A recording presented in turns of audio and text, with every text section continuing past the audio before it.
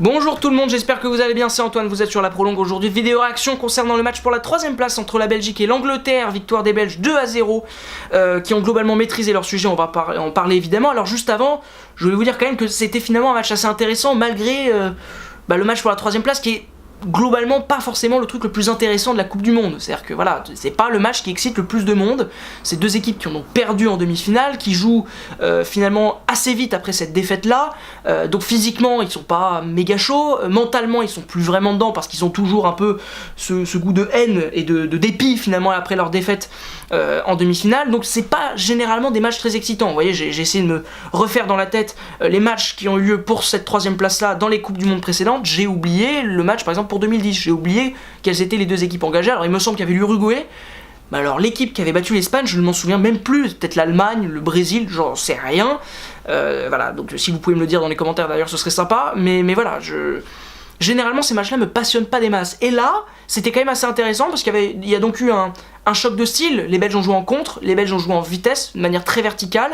Ça leur a réussi, en même temps ils ont l'effectif pour, quand t'as des mecs comme Hazard, De Bruyne, même Lukaku, alors qu'il a tout raté aujourd'hui, mais qui va vite et qui est quand même puissant et qui peut être très utile pour les Belges dans ce genre d'offensive. Des joueurs comme Chadli ou Meunier qui ont été évidemment impliqués sur le premier but, aussi sur les côtés ça aide.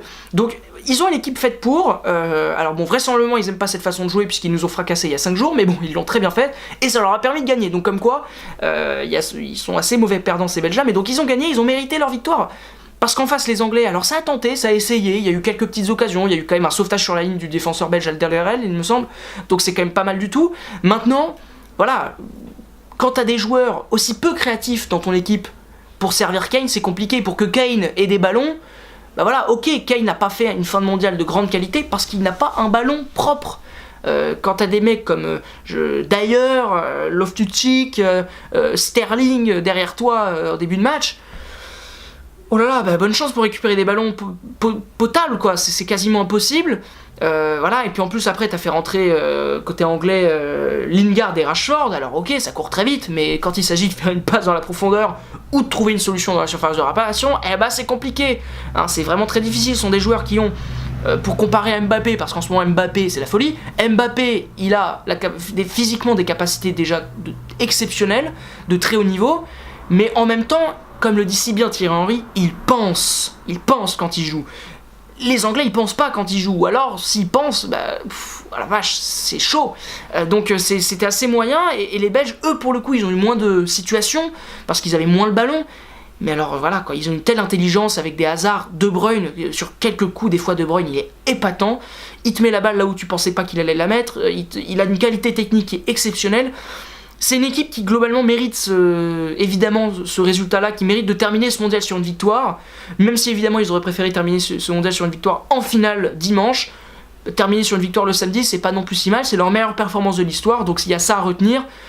Ils reviendront dans 4 ans, parce qu'on dit que certains joueurs sont finis, voilà, quand tu me dis que Kompany par exemple il sera pas dans 4 ans, j'ai aucune larme qui coule pour les Belges. Kompany est très bien, c'est un super défenseur, mais c'est pas non plus une légende, tu vois, c'est pas non plus un immense défenseur. Il y aura forcément un excellent défenseur qui va venir côté belge, je ne suis pas inquiet pour ça. Donc voilà, les Belges ont gagné, c'est très positif, les Anglais ont perdu, c'est pas grave, finalement ce match-là, voilà. On se souvient pas des 3e, on se souvient que du premier ou du 2e à la limite, mais le 3e on s'en fiche un petit peu, disons-le franchement. Donc voilà, victoire des Belges. Demain vidéo, je l'espère, de grande qualité. Je sais pas s'il y en aura d'ailleurs sur la prolonge, je n'en sais rien. Peut-être que ça se passera comme la dernière fois, je pourrais la faire que pour coup de sifflet. Et donc je vous renverrai via la prolonge sur cette vidéo là, j'espère, parce que ça veut dire que je serai obligé de faire un truc de dingue pour célébrer la victoire des Bleus.